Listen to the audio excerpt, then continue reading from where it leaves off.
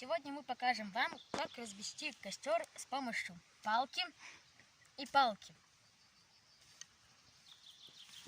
Кладем палки вот так и начинаем тереть.